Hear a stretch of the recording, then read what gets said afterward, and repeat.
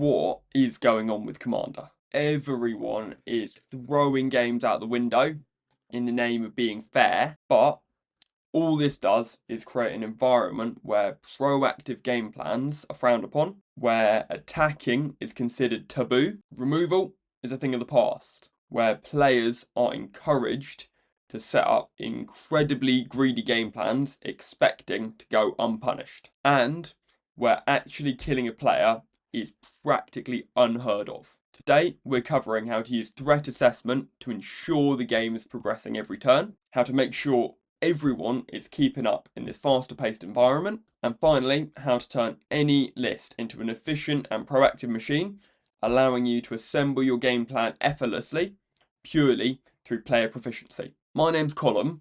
I've just returned to Magic now after a 6-year break, and I spent the last few months diving deep into the science behind deck building in EDH. If that's what you're into, then please do like, share and subscribe so you don't miss any future content. So I was playing a Commander game last week, and one guy in the pod was on a Francisco Malcolm deck. This is relevant, I promise. He played Francisco on turn 3 with another pirate in play. Two of us were open, but he just went to pass the turn. Can you spot the problem? Now, I asked if he wanted to attack, but he just said no. Let me remind you, both of his commanders require you to attack to do anything. Eventually, I managed to convince him I wouldn't be offended if he swung, considering I had attacked him for the last 2 turns. This pattern went on for the rest of the night. A surprising amount of the time, I was convincing people to attack. If no one else, then, at least attack me. Super quick caveat. If you and your play group have an absolute laugh just durdling about, then great. All I ask is to keep an open mind for the video. Maybe you'll be inspired to try something new. Listen, at the end of the day, Commander is a social format.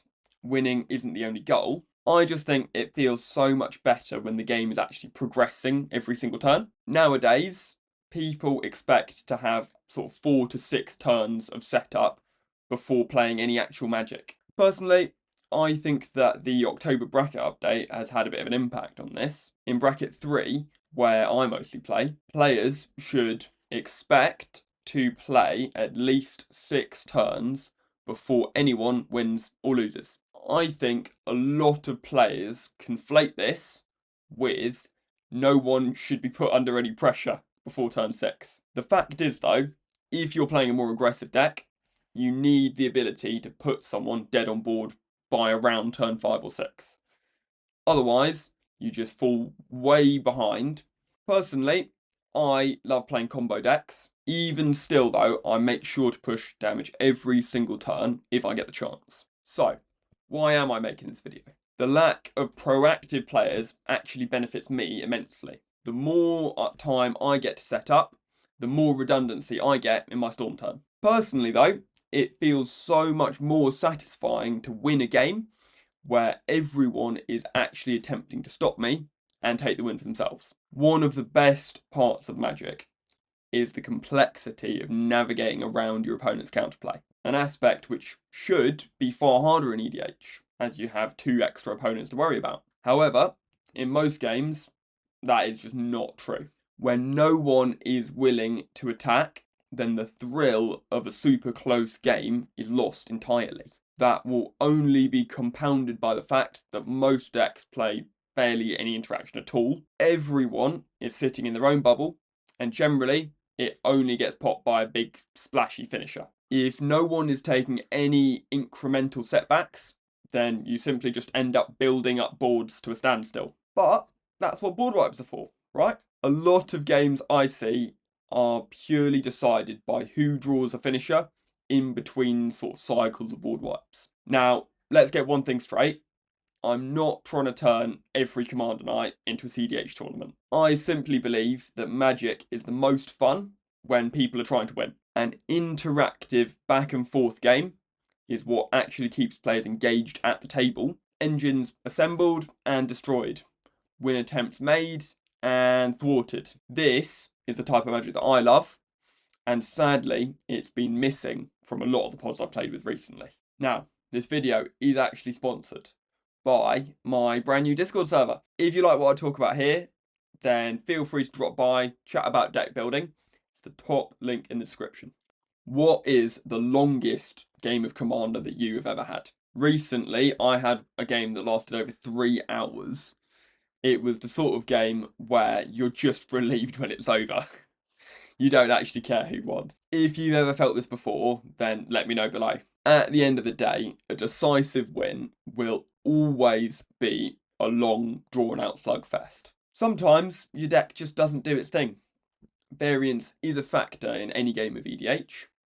When that does happen, though, the worst thing is for the game to just drag on and on and on. If there's a couple of control decks at the table, it isn't hard for games to go past the 2-hour mark, assuming they don't have a way to actually close out the game. If you want to steer your games towards a more healthy and back and forth state, then a broad interaction suite is the key. In my Grist deck, I play 15 pieces of interaction. Obviously, you'll want to play around with that number for yourself.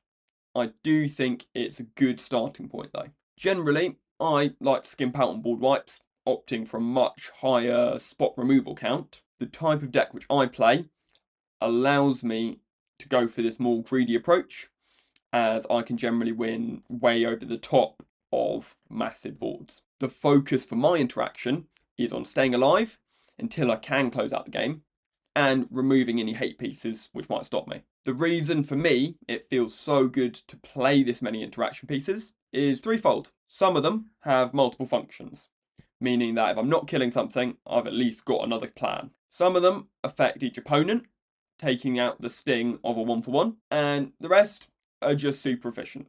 Enough said. Depending on your deck, your interaction may look totally different to mine. If you're a much slower deck, then having a load of board wipes might be essential to surviving. Or if you're in blue, obviously counter spells are really strong. I'm not here to tell you what type of deck to build.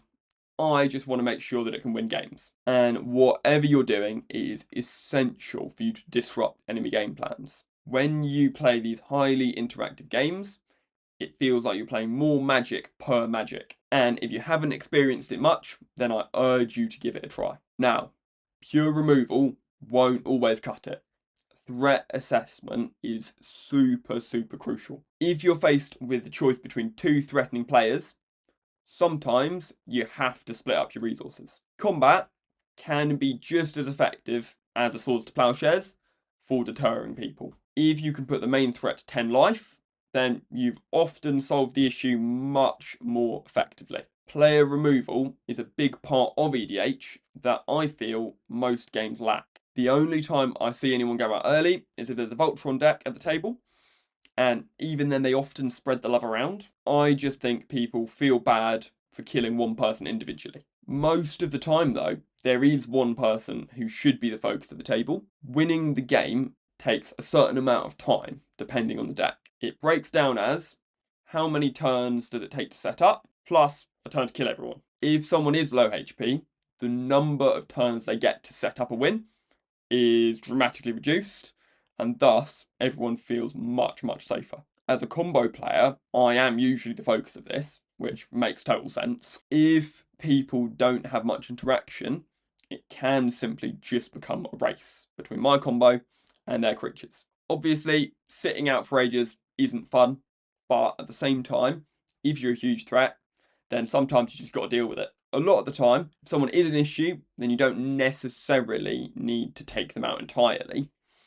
The threat of being killed is usually enough to bring people back into line. Sometimes, the only option is to kill a player. I've noticed so much in my games, especially with newer players, people will just refuse to kill you. Last Commander night, I was on 27 life versus a player with 25 power in play. I told him that I will win if I get another turn, and he should just put me to 2 life. But instead, he just full swung at another player to put him out of his misery. Guess what?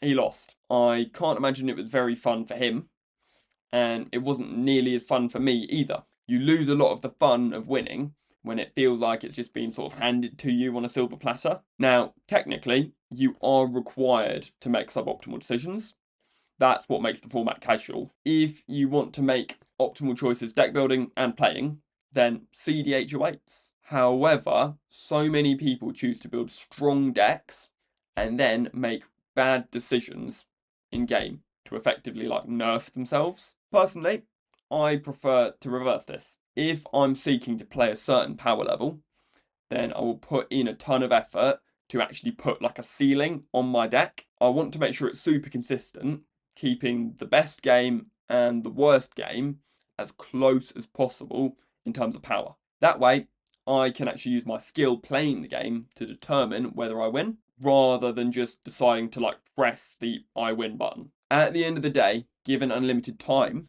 the deck doing the most degenerate thing will usually emerge the victor.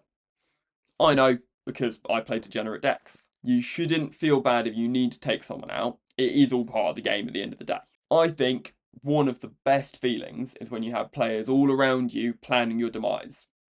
It really ups the challenge and shows that your deck is performing as intended. There's nothing more satisfying than when people start showing cards in their hand to each other, trying to take you down, only for you to find the perfect line around their hate. At the end of the day, someone has to win the game. If you don't like taking people out early, then consider playing a combo deck. There are a few benefits here. Everyone wins or loses at the same time, so no one is sitting out. It also means that in a lot of cases, you can just ignore a scary board state and win over the top. Although, personally, I don't like just playing like A plus B combo decks. They just seem to have very linear gameplay, which gets old really quick. Try something more adjacent to a Storm deck, where setting up the win is most of the fun. Now, if you're playing a combo deck, or just any super explosive deck, it can be good to let people know when you're on the verge of winning. Especially versus fairer decks,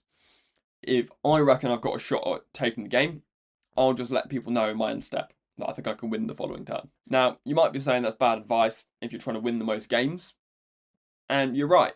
But, as I said, this isn't CDH. If you want to keep games fun for everyone involved, then giving people a heads up is nice. It just means people aren't stone cold to a win out of nowhere. Also, when you do eventually win, it's just so much more satisfying. Now, I only actually started doing this more recently, as I've been playing with more casual pods, but it is totally worth it. Now, I'm not saying to give the table an essay about your game plan and how you win, just a quick heads up. Hey, just to let you guys know, I could probably win next turn. It actually builds a lot of goodwill for you despite playing an explosive deck, and allows people some counterplay who might not have spotted the more subtle signs from your deck. If my deck has some weird synergies, which I mean it usually does, I'll often explain to people when I play a card that is much stronger than it looks. I would rather not get cheap wins purely because my opponents didn't evaluate my threats correctly. A lot of my philosophy in Commander revolves around making sure that players actually know what's going on. I want everyone to enjoy a fun and competitive environment. Now, I mean, it can be tough even for seasoned players to keep up with everything going on in a Commander game, let alone someone who's only just started playing recently. Cards have so many words on them now and do so many different things that it can be super easy for something to just slip under the radar. I like to think that I've got quite a good memory for this stuff, but I've even found myself struggling to keep up recently. And since I like to play odd decks, I can only imagine what it's like for everyone else. Now, when I'm playing EDH, it often feels like I'm sort of steering the table, not because my decks are totally broken, but because I take charge of situations. My goal is for everyone to be able to do their thing at the end of the day. That is what Commander's about. I'll often find myself making suggestions for who players should attack, or how this person might be a threat in the near future. I think that this is the key to dynamic and fun games. I'm making sure that everyone at the table is aware of who the biggest threat is at all times, even if it's me. As I mentioned, transparency is key. If I wasn't clear when I'm actually the threat, then no one would believe me when I say that someone else is. I'm not in the business of deceiving or manipulating people to help me get extra wins. If you know someone like that, let me know below. Now, when actually piloting your deck, understanding your game plan is crucial. This is the thing that allows me to emerge on top of so many games. If you learn to prioritize exactly what your deck requires at a given time, games will feel very fluid. You develop an understanding of the different states the games go through and how you can capitalize on them for maximum gain. Regardless of what deck I'm playing, the knowledge of the optimal lines has always served me well. It means when I pick up a new deck, assuming I know the general game plan, I can usually pilot it quite well, even with no experience. Just last week, I borrowed a deck from someone and actually found a new interaction which he'd never seen before. This ended up winning me both of the games I played with the deck. If you're curious about it, I'll cover it quickly at the end. Now, don't get me wrong, I like winning games, but if a win feels undeserved, then it's just not satisfying. To me, the fun of the win is the challenge that it presents, and that's why I'm making this video.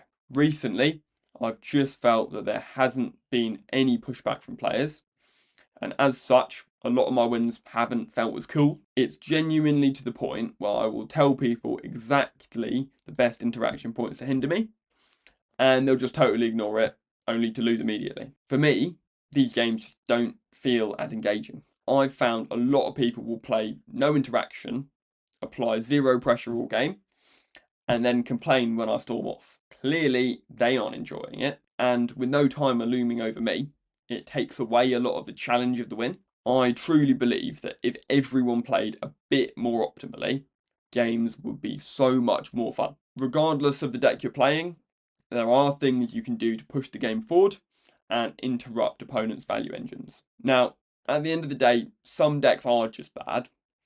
You can still take away many of the lessons of this video into your gameplay. However, most of my other videos have been about deck building so far. In fact, I made a full video on interaction, which I would love for you to watch after this one. Now, as promised, here is that interaction I mentioned earlier. At face value, Coercive Recruiter just seems like another Zealous Conscript, assuming you play no other pirates.